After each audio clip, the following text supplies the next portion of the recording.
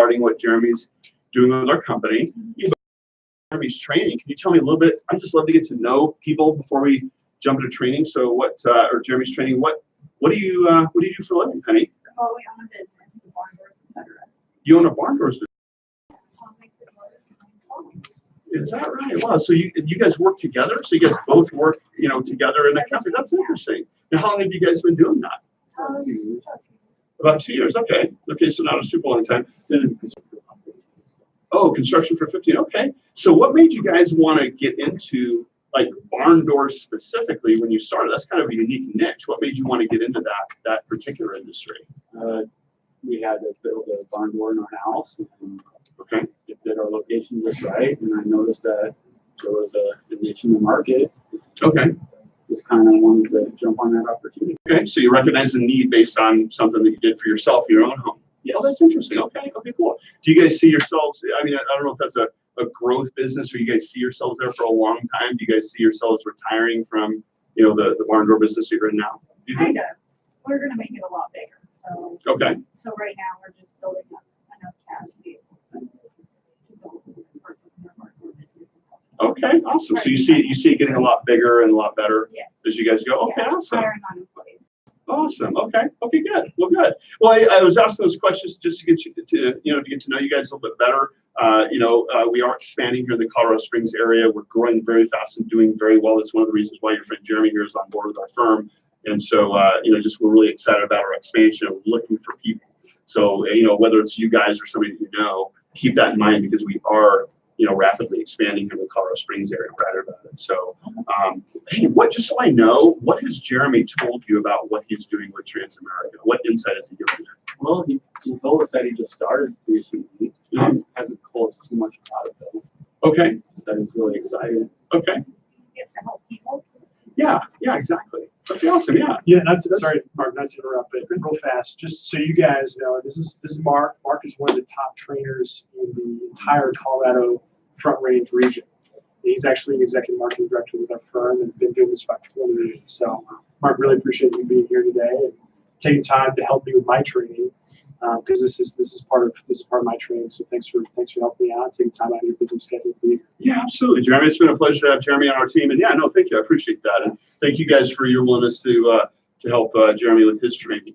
So I'm going to just jump into a few visuals here to help you guys understand what Jeremy's doing with this. But before I do that, if I can have you guys look at this information through two sets of eyes, one perspective or one set of eyes would be from the standpoint of what Jeremy is going to be doing to help families save money for their future, grow money toward future goals like retirement, getting kids to college, getting out of debt, buying a first home, whatever goals that people have.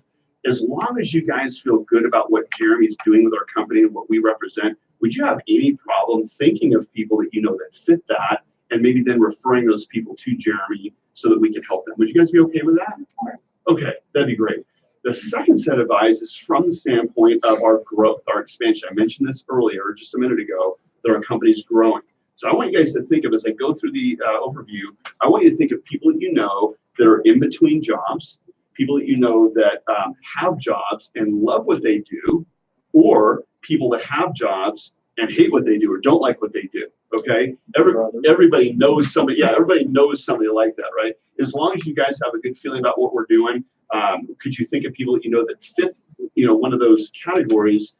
And from a working standpoint, maybe refer those people to us as well. Yeah. Would that be okay? I like to say, good people know good people. Okay. So really quick, a lot of times people think, Mark, I know people like that, but they don't have experience in the financial industry. I know you know Jeremy's background because he's your friend, but I used to be an aircraft mechanic, believe it or not. That's what I used to do. Been here for 20 years. So I'm a great example, so is Jeremy, of somebody that we've brought on board with no experience, but allowed them to make a transition. So I don't want you dismissing people that you guys know, but you think like, oh, we must be looking for people with experience. We're really not. Okay, so can you guys think of those folks as we go? That'd be awesome. So I want to direct your attention to my computer and just go through a few visuals with you here. And the first thing I want to talk about here is our goal. Okay, our goal is to help build and protect wealth for families. That's the whole reason that Jeremy is aboard, and that's why we're growing. For you guys, in your opinions, people that you know, don't you think that most people at some point in their life want to build and protect wealth for their family? What do you guys think?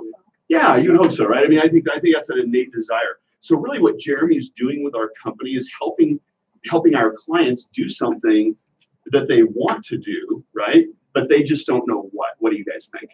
They want to do it, but they don't know. They don't know how. They don't know how exactly. They don't know how. I mean, it's not taught in school. And so it's not a sales position. We're just helping people that, want to achieve their goals. We develop relationships based on trust and build business through referrals. So here's what Jeremy is not going to be doing. And here's what the career we don't want people to do. We don't knock on doors. We don't cold call people at dinner time. We don't mail stuff out to people and hope we get a 1% return. Here's the thing. We depend on great families like yours knowing what Jeremy's looking for, knowing what we do to be a referral source. Okay. And so consider these two questions. Do you know someone who could benefit from this message, whether the message is on the client side or whether the message is on the career side? And then secondly, can this information help you or your family financially? So I'd be remiss if I didn't mention this. If there are some things that you guys see as we go through some of the educational pieces that Jeremy is going to be sharing, or what we do to help families, if there's something that you guys see that applies to your family that you would want our perspective or help on, man, let us know. I'd be remiss if I didn't mention that. Okay. And of course on the career side as well. If you guys see, I'm not trying to take you away from your barn door business certainly, but if there's something that you see that might be attractive on the working side, let me know that as well. Okay. So I want to go through in this green area here, I want to go through our process. So I described this. If you're going to refer somebody to Jeremy, I want you to know what you're referring them to. Does that make sense? Yeah. So the first time that we visit with a client, or that Jeremy visits with a client, all Jeremy's going to be doing is discussing concepts, gathering data, and then scheduling a follow-up appointment. Okay, so we never make recommendations when we first sit down with somebody. So they don't feel this pressure of like, oh, I got to make a decision today or right now. We don't do that, right?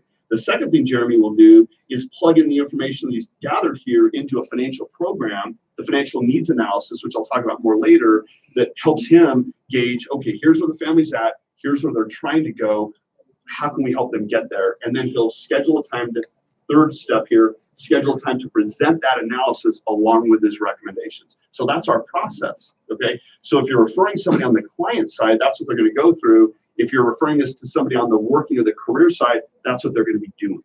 Does that, in your opinion, does that sound like a respectful process to you guys? Yeah. In your opinion? Yeah. I think so. Okay, good.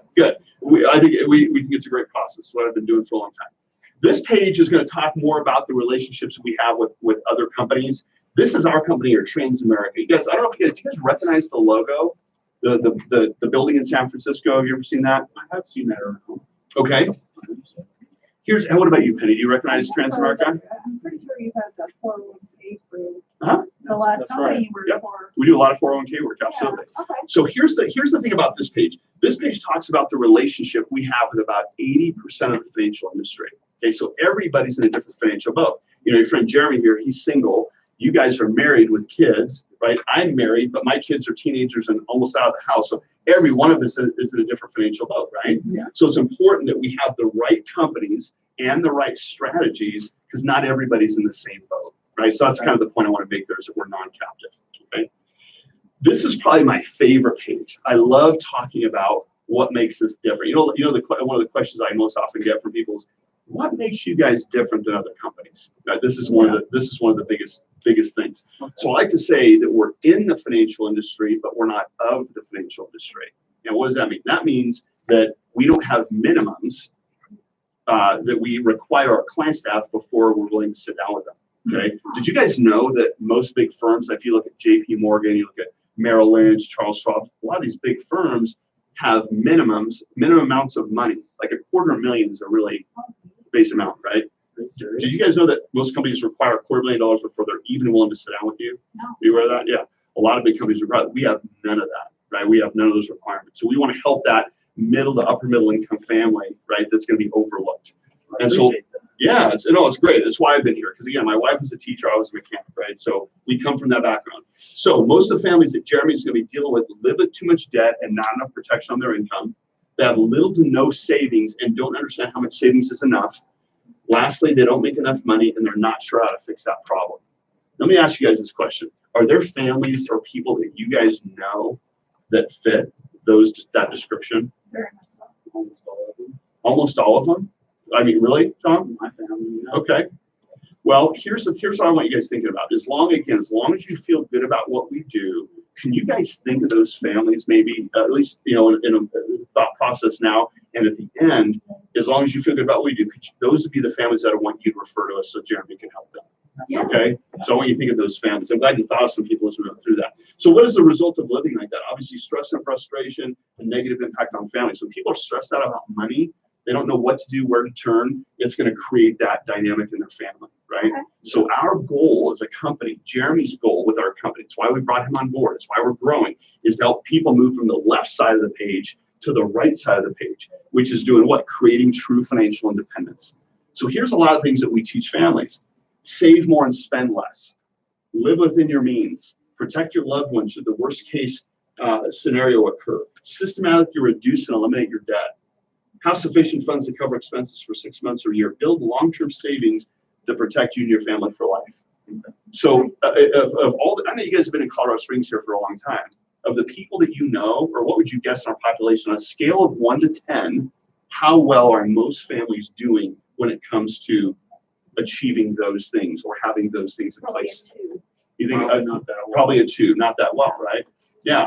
And so obviously that's our goal. And a lot of times it's lack of education, not knowing what to do. So again, I want you thinking of those families that you could refer to so that we can help them, go from the left side to the right side. So here's some of the education. So again, it comes down to lack of education. Jeremy is educating our clients. So I'm going to cover a few concepts with you guys tonight so you'll understand what Jeremy is going to be teaching families. Okay, the first one is called the Rule of 72. Are you guys familiar with the Rule of 72? Have you heard of that before? Not really. No? Okay. Here's the Rule of 72. The Rule of 72 simply is this.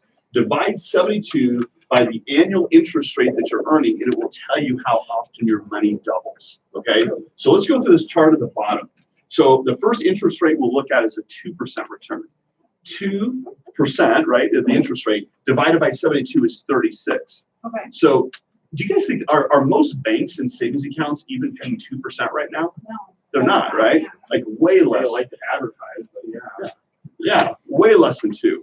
But even if they were paying 2, which most people would say, wow, that's a good return, that means that they're doubling your money every 36 years. Wow. Now, is I that- have no idea. Isn't that crazy? Is that, in your opinion, is 36 years a long time or a short time to double money? Long time, right? It's too long. Let's go up here to 6%. 6 and 72 is 12. So what does that mean? Now every 12 years, my money is doubling. Obviously a lot better, but a lot of the vehicles that we work with from a financial standpoint, that Jeremy's going to be working with, are more like an 8 to 10 to 12% return.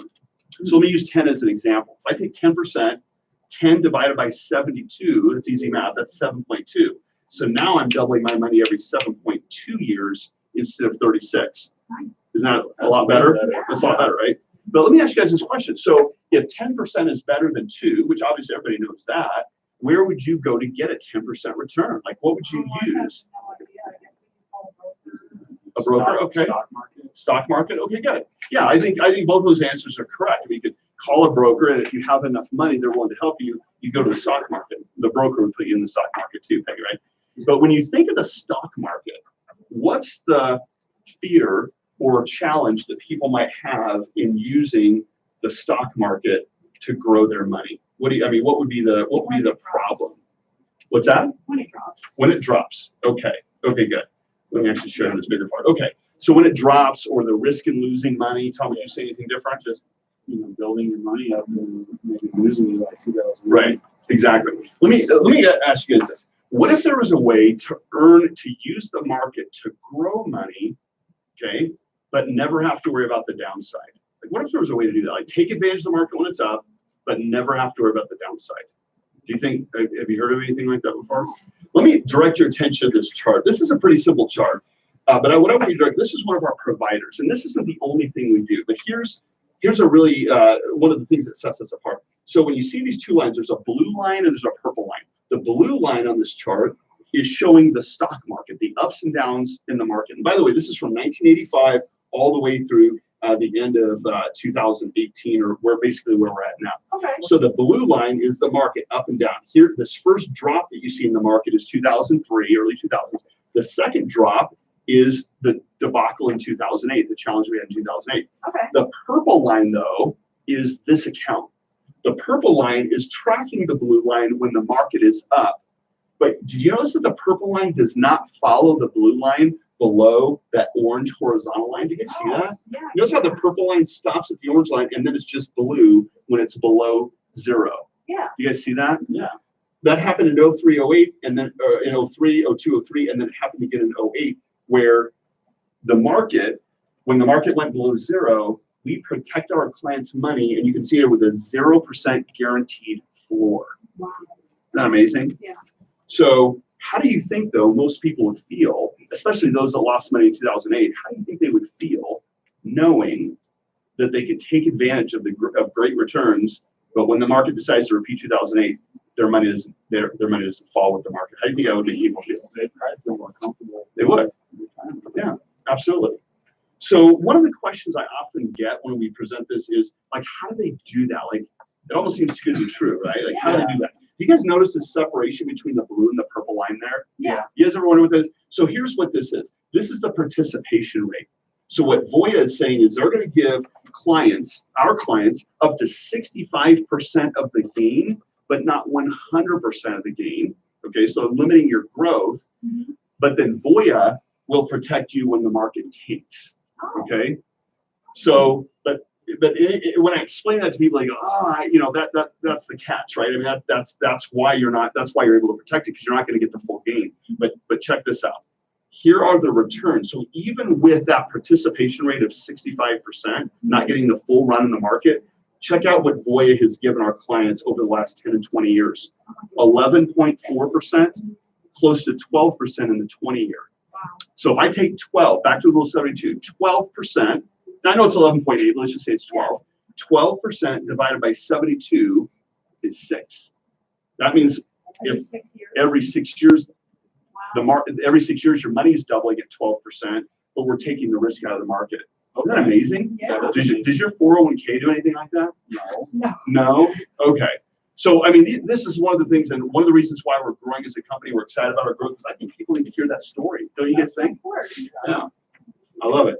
So let's get back to a couple of the educational pieces and we'll wrap up.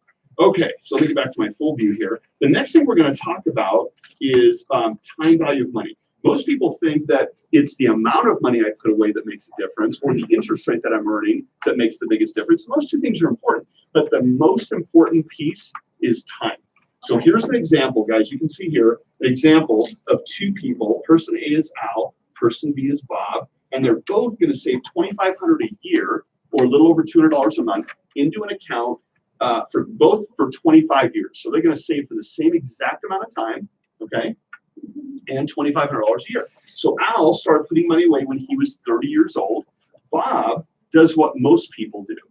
Do you guys know why most people don't achieve their retirement goals? What's the number one reason why people don't hit their retirement goals? What do you think it is? Procrastinating, putting it off, right?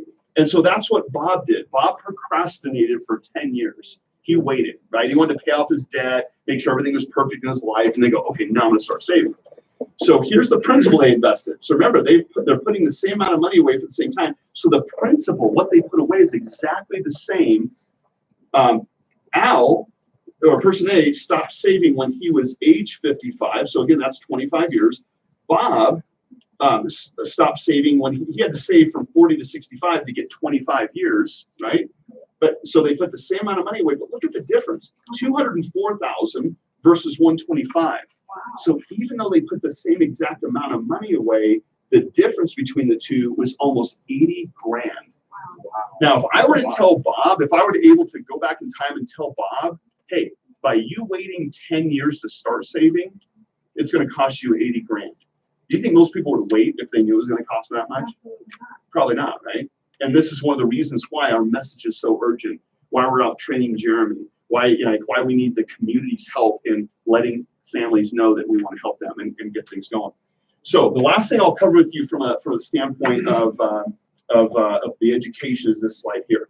What is the single biggest expense that we pay in our lifetimes, do you think? Like, what would you guys guess? What's the single biggest expense that you're going to pay? Diapers. Diapers, okay? They do have several kids, so that could be, that's up there for sure. Taxes. It is, yeah. I kind of gave you a hint there, right? Yeah, taxes, right? Some people say healthcare, some people say my home, some people say diapers. It is taxes, the single biggest expense. So we want to educate our clients on where can I put my money grow it, but also be cognizant of the tax implications of that.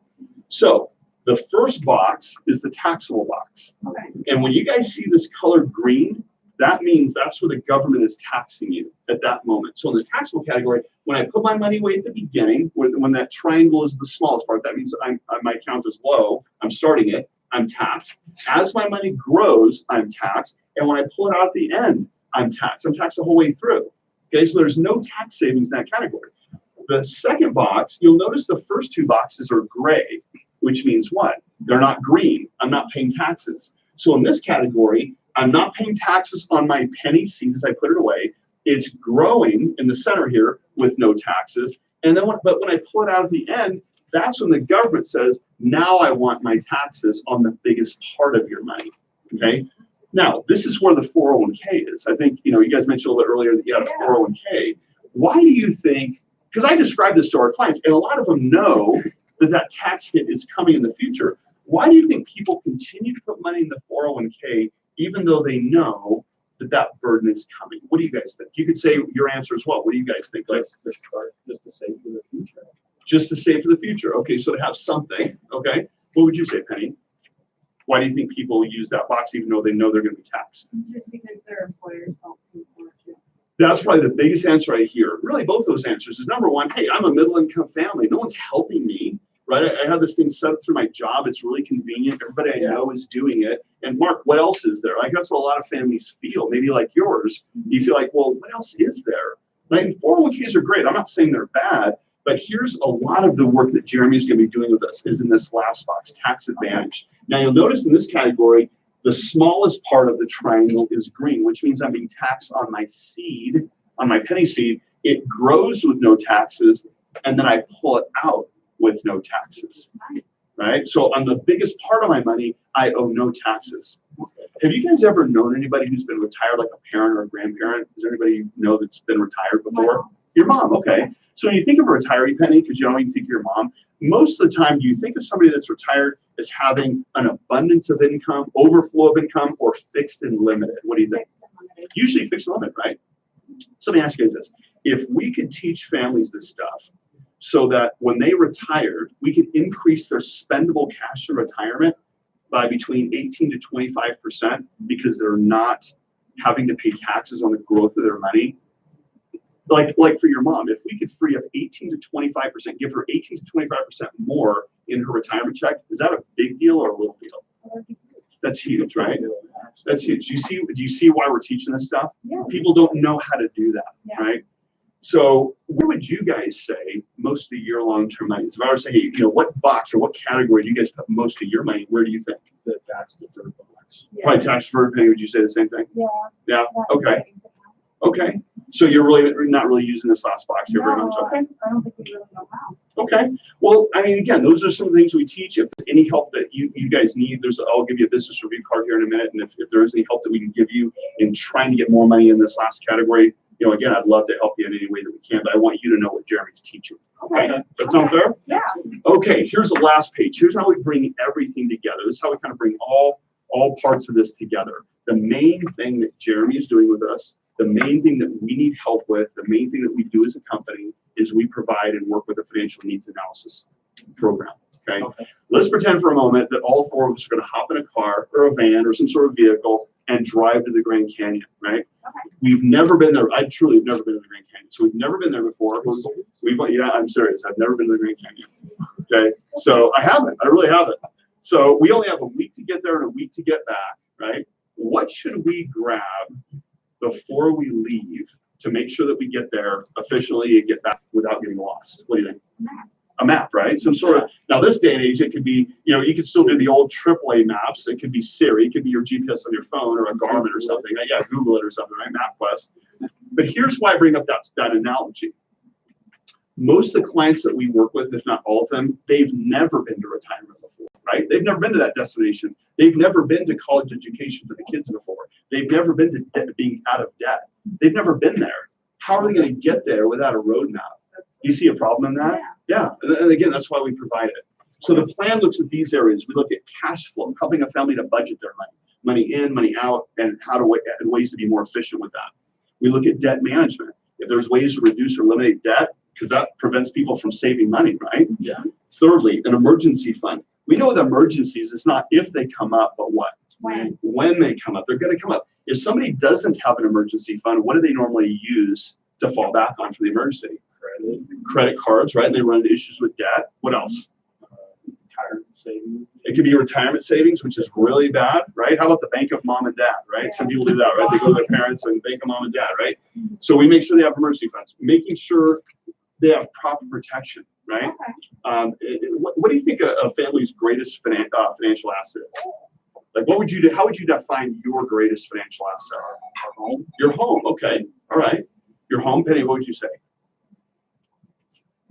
Your children. They're not really a financial asset, but no, they are the greatest asset, but not a financial asset necessarily. Unless they're somehow making money for your family, then they might be a financial asset, My right? 16 sells drawings online. Is that right? Yeah, Well, maybe already she makes is your half a greatest asset. Maybe. All right.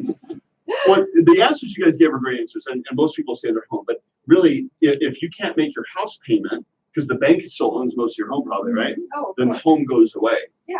We define that your greatest asset is your ability to earn an income, and in proper protection, we're helping to protect that asset. Okay. So it's the ability to earn income. So we need to make sure that's protected. Building wealth and then preserving wealth. Okay. So it's one thing to make it to retirement, have enough money to retire. It's another thing altogether to stay in retirement, right? Yeah. So here's the thing about the plan. That doesn't make us unique. There's a lot of companies that run plans, run numbers. That's not a big deal. Here's the big deal. And I want you guys to hear me clearly on this because I want you to refer Jeremy to families that need this help. The cost of this plan for a family is nothing. It's complimentary. In lieu of a fee, all we ask for is referrals, right? So we are paid through the providers we work with. So if I work with Nationwide, if I use Fidelity, if I use Prudential, if I use Transamerica, those are the companies that pay me or pay Jeremy. We're never asking for money from the client, just referrals. Does that sound like a fair way of doing business in your mind? Yeah. In your opinion? Yeah. Good. So I want you guys to know that, okay?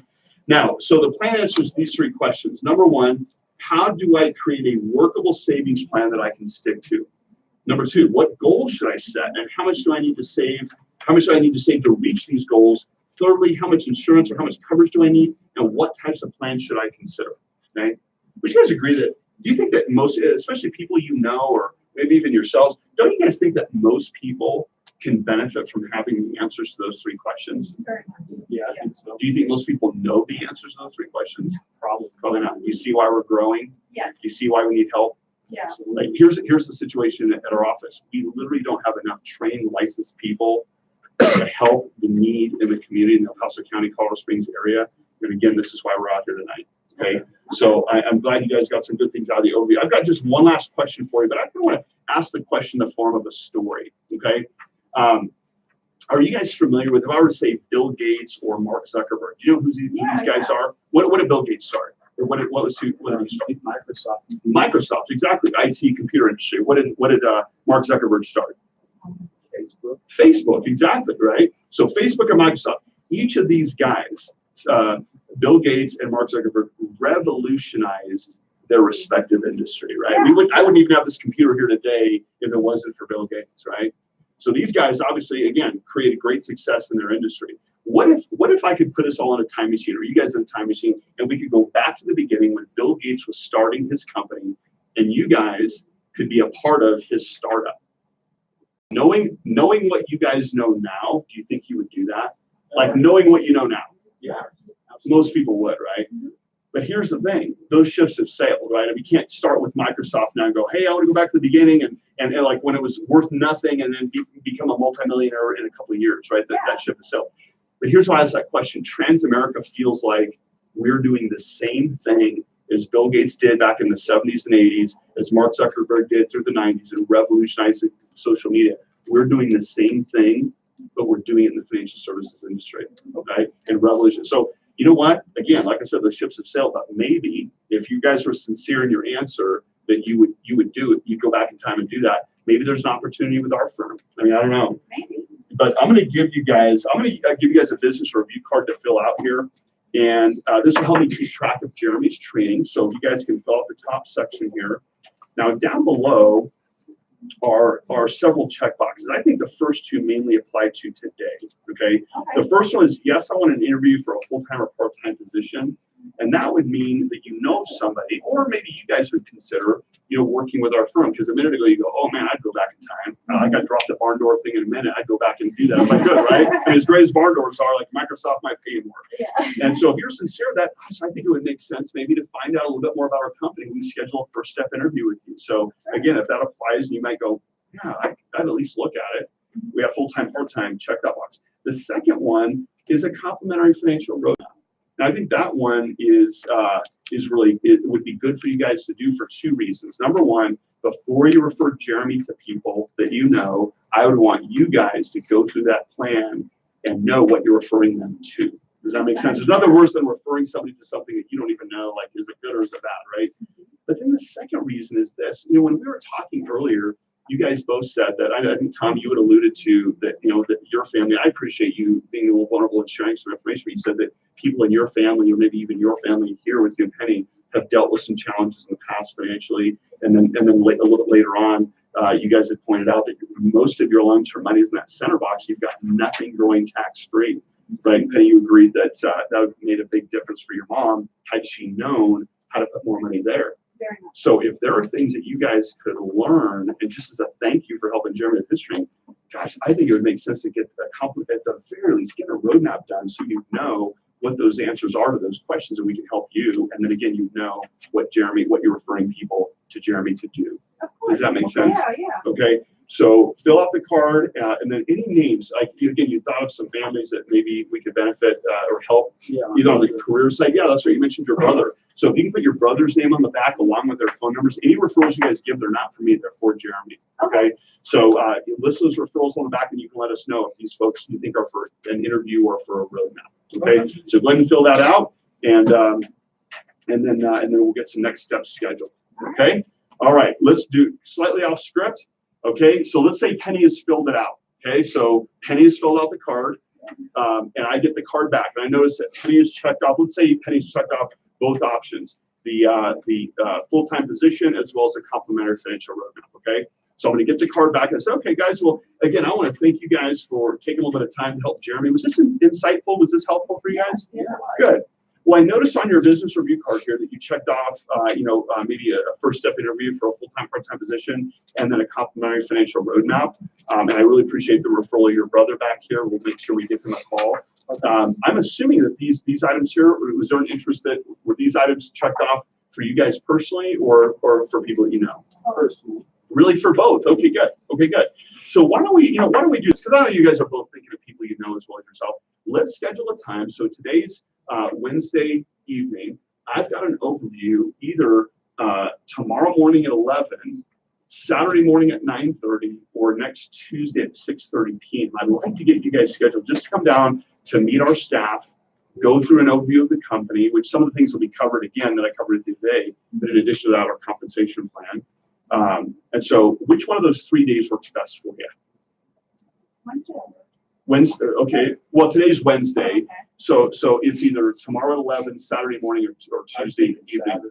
Saturday morning, okay.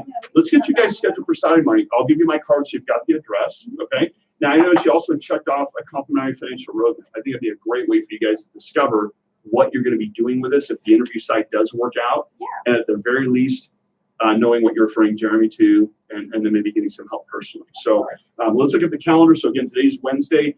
I've got a Friday afternoon at 5. I know you guys get off at 4:30. Could we meet at 5 for your roadmap? Yeah, sure. Okay, let's do that. I see your emails here. I'll email you a list of things to have ready for that appointment. But we'll look forward to seeing you guys on Friday for the roadmap, and then we'll get you back the next day, Saturday morning, for the first step interview. Does that sound good? Yeah. Awesome. It was really great to meet you guys. I really appreciate you taking some time today to help Jeremy, and it was a pleasure meeting you. All right, absolutely. Thanks, guys. Thank you so much. See you at church. All right. See you there. Barn door club. Awesome. These guys a hand.